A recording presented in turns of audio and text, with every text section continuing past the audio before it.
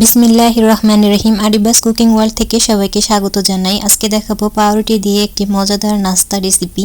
এটা বানাতে যেমন সহজ, খেতেও খুব সুস্বাদু হয়। আমি এখানে প্রথমে 2 পিস পাউরুটি নিয়ে নিয়েছি। এখন এগুলোর সাইডগুলোকে এভাবে কেটে ফেলে দিব। এই তো চারো সাইডের যে অংশগুলো আছে সেগুলো কেটে নিয়েছি।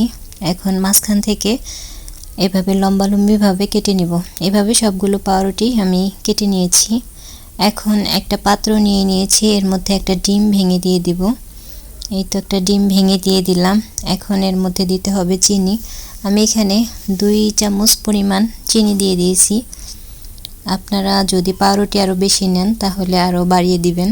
ডিমের পরিমাণ, চিনির পরিমাণ সেক্ষেত্রে বাড়িয়ে দিবেন। এখন এখানে 1 চিমটি লবণ দিয়ে দিয়েছি। দিয়ে ডিমের সাথে চিনিটাকে ভালোভাবে মিশিয়ে নেব। এই তো খুব ভালোভাবে মিশিয়ে নিতে হবে। এই তো মেশানো হয়ে গেছে। এখন আগে থেকে জাল করে রাখা 1 কাপের থেকে একটু কম দুধ এখানে দিয়ে দিলাম। দুধটা জাল করে নেওয়ার চেষ্টা করবেন। এই তো খুব ভালোভাবে মিশিয়ে নিচ্ছি। এখন আরও একটা পাত্রে গুঁড়া দুধ 2 চামচ আর 1 চামচ চিনি দিয়ে এইভাবে মিক্স করে এটাও এক সাইডে রেখে দেব। এই তো সুন্দর করে মিক্স করে নিচ্ছি। এখন এক সাইডে রেখে দেব। এখন দুধ, ডিম আর চিনির যে মিশ্রণটা বানিয়ে নিয়েছিলাম এর মধ্যে পাউরুটির পিসগুলোকে এভাবে দিয়ে দিলাম। এই তো এভাবে দিয়ে উলটপালট করে ভালোভাবে পাউরুটিগুলোকে এর সাথে ভিজিয়ে নেব। বেশি ভেজানো যাবে না, এতে আবার উঠাতে গেলে ভেঙে যেতে পারে। এভাবে আমি 2টা পাউরুটির পিস চুবিয়ে নেব উলটপালট করে। এই তো দেখতে পাচ্ছেন কিভাবে আমি উলটপালট করে এগুলোকে চুবিয়ে নিচ্ছি মিশ্রণটির সাথে। এখন ফ্রাই প্যানে তেল গরম হওয়ার জন্য দিয়ে দিয়েছি। এই তো তেল গরম হয়ে গেছে। এখন এর মধ্যে পাউরুটির পিসগুলোকে এক এক করে দিয়ে দিব। এই তো দিয়ে দিচ্ছি।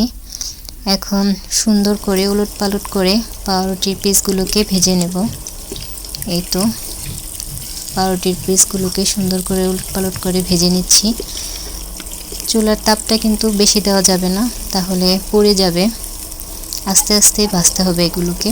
এই তো আস্তে আস্তে আমি সবগুলো পাউরুটির পিস ভেজে নিচ্ছি। এই তো আমার ভাজা হয়ে গেছে। এখন সবগুলোকে উঠিয়ে নেব। এই তো উঠিয়ে নিচ্ছি।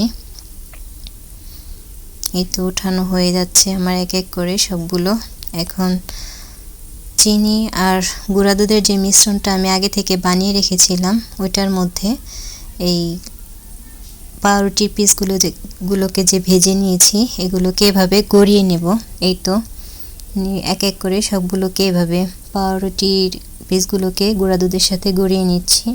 এই তো হয়ে গেল মজার একটি নাস্তা। আমার রেসিপি ভালো লাগলে চ্যানেলটা সাবস্ক্রাইব করবেন।